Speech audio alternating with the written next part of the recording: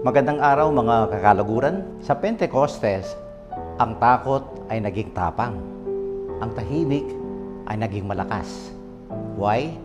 Dahil dumating ang banal na Espiritu.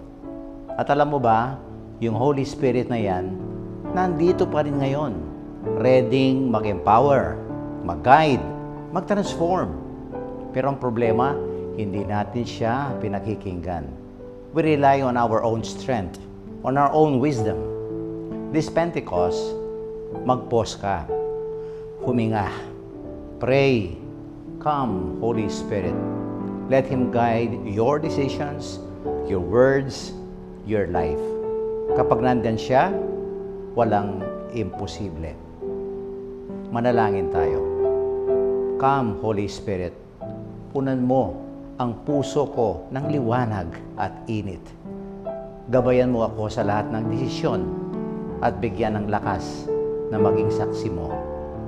Amen.